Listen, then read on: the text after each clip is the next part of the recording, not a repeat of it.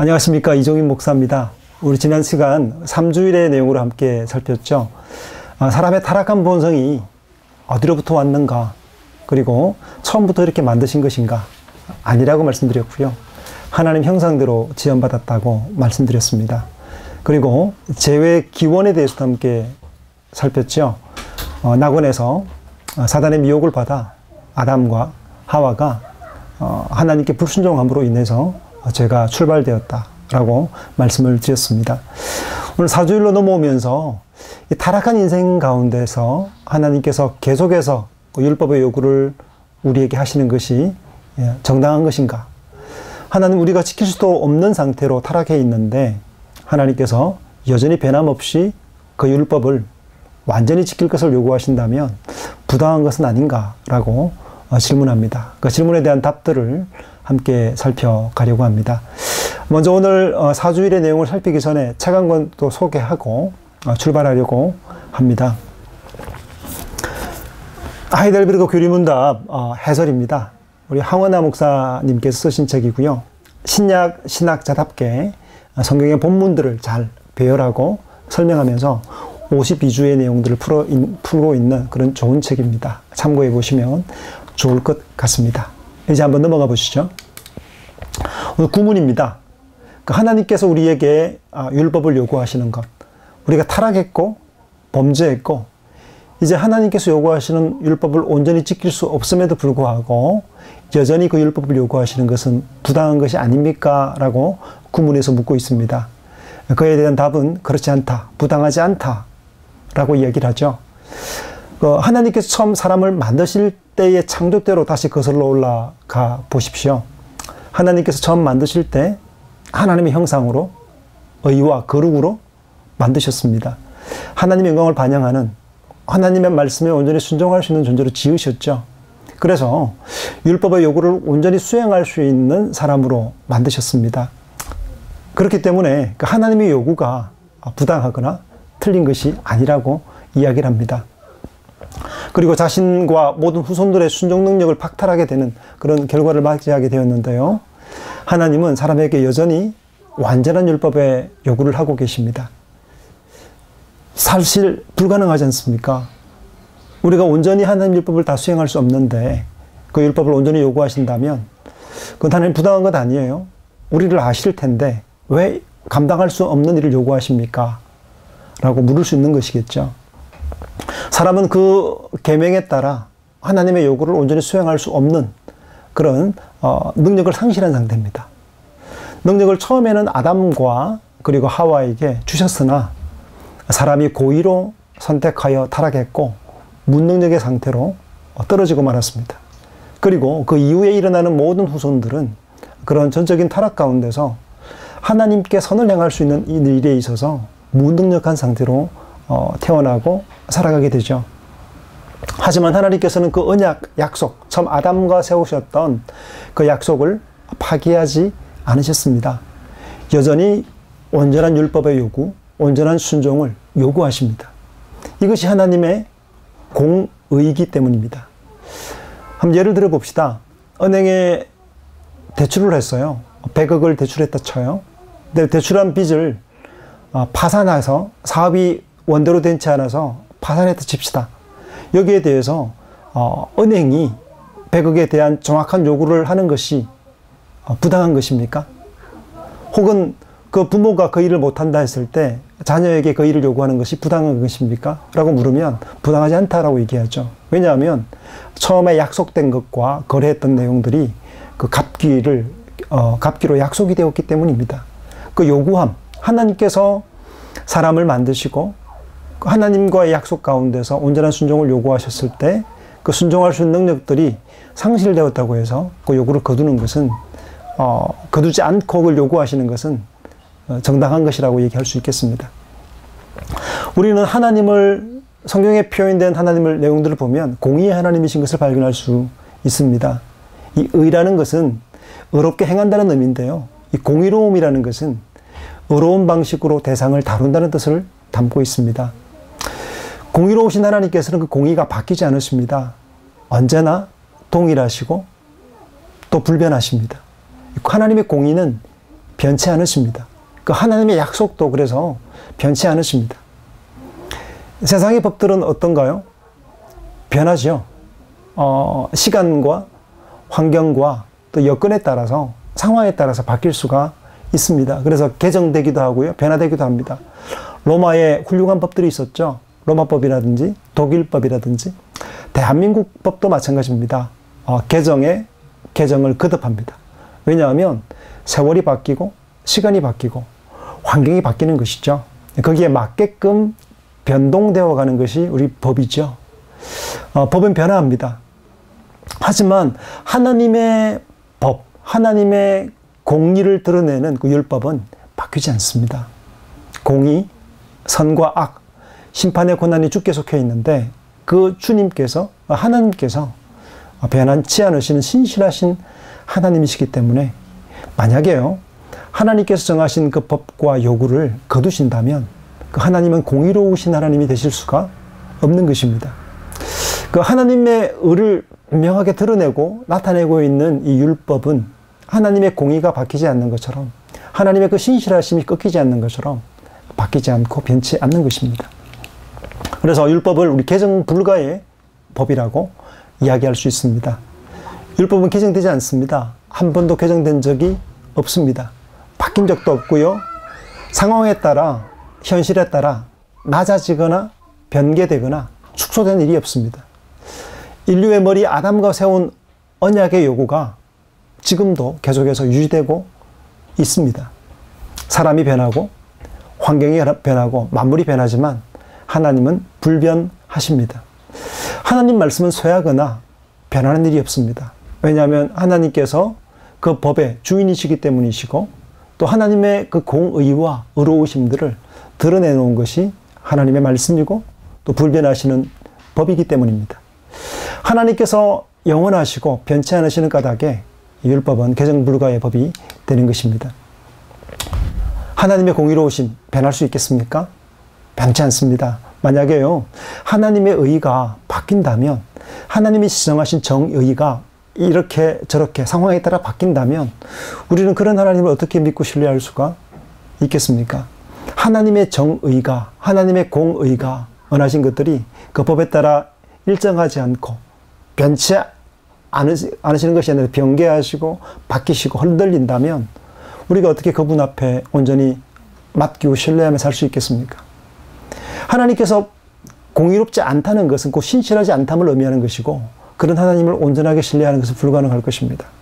세상처럼 변화무쌍하고 변덕이 있다면 우리는 그분 안에서 안식도 위로도 평화도 얻을 수 없게 될 것입니다. 하나님께 대한 신뢰, 의지하는 것은 하나님의 신실하심에 달려 있습니다. 변하지 않음에 있죠. 바뀌지 않으십니다. 타락한 인생에 대한 하나님의 요구, 정당한 것입니다. 공의로우심입니다. 하나님께서 신실하시고 공의로우시고 변치 않으시는 분이시기 때문에 하나님께서는 그렇게 온전한 요구를 여전히 하실 수밖에 없는 것입니다. 신문에서 묻죠. 하나님께서 이 범죄한 것들을 그냥 지나치시겠습니까? 형벌하지 않고 그냥 내버려 두시겠습니까?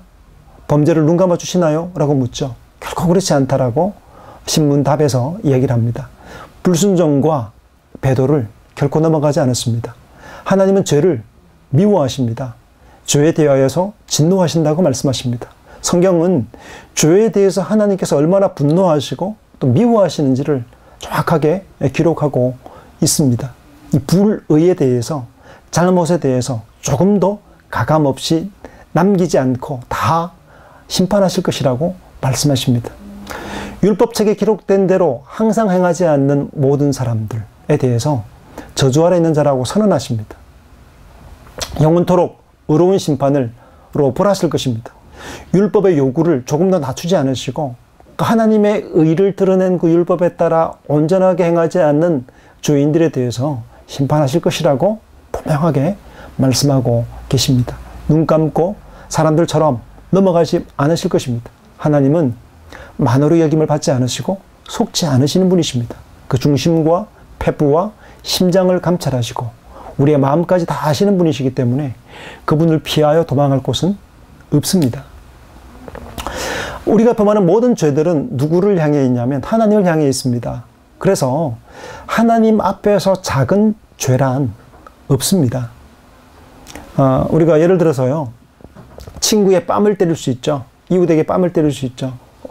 화가 나서 때렸다 칩시다. 뭐 그런 일이 있지 않겠습니다만 예를 듭니다. 그럴 경우에 그 친구에게 배상하거나 아니면 사과하거나 무릎 꿇고 빌어서 다시는 그런 일이 없도록 하겠다고, 배상하겠다고 설명하여서 용서를 구할 수 있죠. 그렇게 해서 이렇게 적절한 어떤 보상을 통해서, 어떤 사과를 통해서 용서를 구할 수 있겠죠.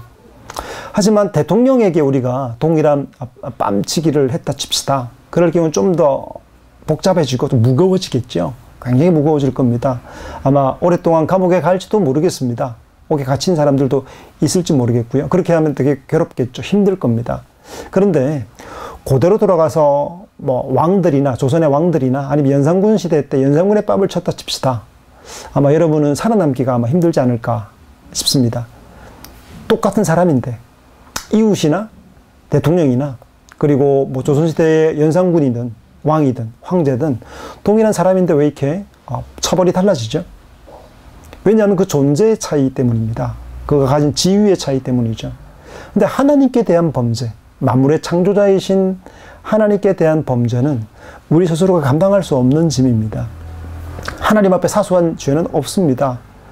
하나님의 계명의 말씀에서 벗어난 모든 계명의 말씀들은, 그 불법한 것들은 하나님께 대한 범죄입니다. 벗어날 수도 없고 우리가 그 일을 감당할 수도 없는 것이죠.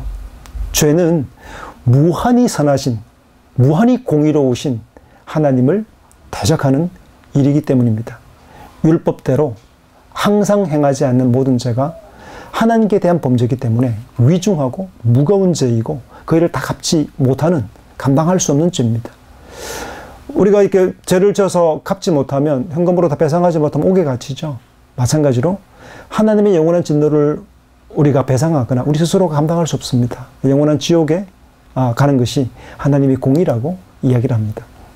죄는 하나님의 완전한 요구에서 벗어나는 것입니다. 완벽한 요구입니다. 마음을 다하는 것, 우리 몸과 전심을 다하는 것들에서 벗어나는 것입니다. 하나님의 공의는 죄를 용납하실 수가 없습니다. 예수 그리스도께서 오셔서 이 땅에서 하신 말씀 중에 율법을 폐하러 오셨다고 말씀하지 않았습니다. 은혜를 가져오셨다 말씀하시고 은혜의 복음을 전하시지만 율법을 폐하러 온 것이 아니라고 말씀하십니다. 도리어 모든 의를 성취하러 오셨다고 얘기하십니다. 그러니까 하나님의 공의, 하나님의 공의를 다 채우시고 그 율법을 이루시기 위해 오셨다고 주님께서 말씀하십니다. 생애 처음부터, 출생부터 마지막까지, 십자가에 달려 죽으시기까지 율법 아래 나셔서 온전한 율법을 성취하시고 이루신 그 일을 다 이루시기 위해서 오셨다고 말씀하십니다. 십자가에서 하나님의 공의, 그 하나님의 그 죄에 대한 불붙는 진노를 다 담당하시죠. 대신 담당하심으로 말미암아 그 하나님의 공의가 만족되어지고 성취되는 일을 위해서 주님께서 이 땅에 오셨습니다. 하나님의 공의로우신, 변치 않으십니다. 하나님은 의로우십니다. 공의로우신데 그 의가 불변하십니다. 이 의가 변치 않기 때문에 우리는 도리어 기뻐해야 합니다. 왜냐하면 하나님의 그 약속은 변치 않고 신실하게 서기 때문입니다. 우리의 구원의 확신 어디서 얻을 수 있나요? 그리스도 안에서 얻죠. 그리스도 안에서 얻는데 하나님께서 그 주신 약속들, 그 하나님의 신실하심, 변치 않으심이 우리의 확신의 근거가 될 수 있겠습니다. 하나님의 약속의 변치 않음이 우리의 위로의 토대가 되는 것입니다. 11분에서 묻습니다. 그렇다면 하나님은 자비롭지 않으신 것입니까? 하나님께서 그렇게 투철하게 완전하게 공의로우시다면 하나님의 사랑하심은 없습니까? 자비하지 않는 것입니까? 완전한 공의가 집행된다면 사랑은 없는 것입니까? 라고 묻죠. 그렇지만 11문에서 분명히 말합니다. 하나님은 진실로 자비로우신 분이시다 라고 말합니다. 사랑의 하나님이라고 얘기합니다.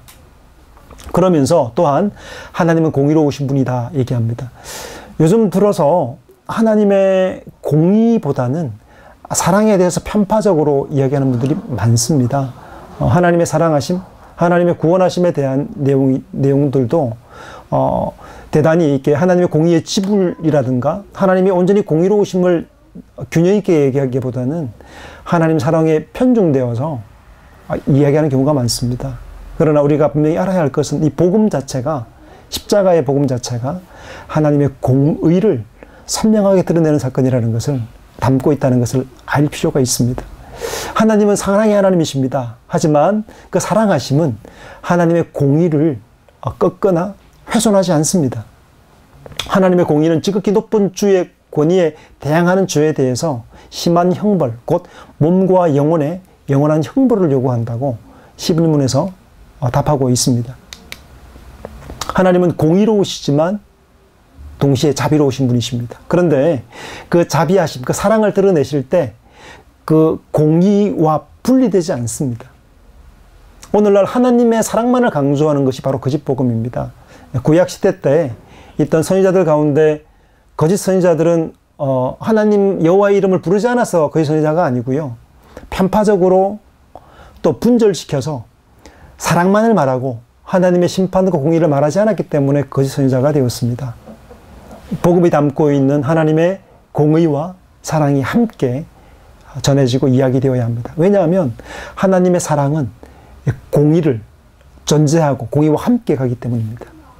하나님은 죄에 대해 언제나 진노하시고 심판하시는 하나님이십니다. 죄에 대한 온전한 대가를 요구하십니다. 그것이 하나님의 공의로우심입니다. 변치 않으십니다. 그러니까 하나님의 사랑은 어떻게 드러나냐면, 그래서 완전히 공의로우신 하나님께서 어떻게 우리를 사랑하실 수 있습니까?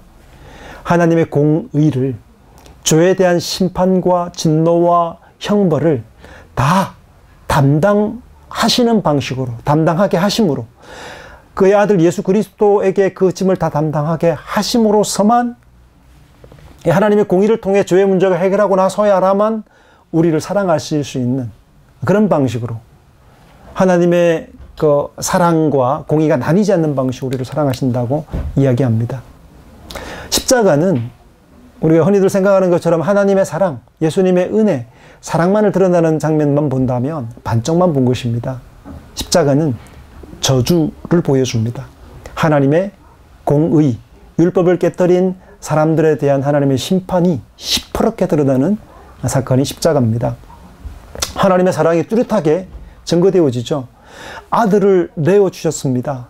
십자가에서 버리십니다. 어찌하여 나를 버리시나이까? 버리십니다. 저주하시고 심판하십니다. 지옥의 형벌을 대신 담당하신 사건이 십자가의 사건입니다. 하나님께서 쏟아부으실 모든 진노를 참 사람이시고 참 하나님이신 예수 그리스도에게, 이 의로우신 그리스도에게 다 부으신 것이죠. 왜요? 우리를 사랑하시기 때문입니다.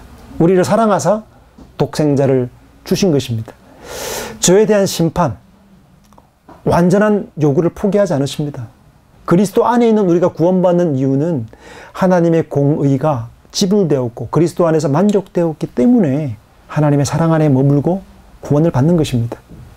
하나님의 사랑은 그래서 충만한 하나님의 공의와 함께 가는 것이죠. 하나님 공의에 신실하십니다. 여전히 그리스도 밖에 있다면, 자신의 의로 구원받으려 한다면 하나님께서는 완전한 율법의 순종을 요구할 것이고, 이 불순종한 공의에 대해서 하나님께서는 심판하실 것입니다. 변치 않는 사랑, 하나님이 변치 않는 공의처럼 변치 않는 사랑으로 인해서 우리는 위로를 받습니다. 오늘 사주일에서는 하나님의 이 공의와 자비에 대해서 함께 살폈습니다. 우리 다음 시간에는 5주일로 이제 1부 죄와 비참이 끝나고 2부인 우리의 구원에 대한 내용으로 파트로 들어가게 되는데요. 우리를 위한 중보자가 어떤 분이신지, 하나님의 공의를 다 담당하시고 우리의 사랑을, 우리를 사랑하신다는 것을 드러내시기 위해서 보내신 중보자가 어떤 분이셔야 되는지에 대한 내용을 우리 함께 살펴보도록 하겠습니다. 우리 다음 시간에 뵙겠습니다.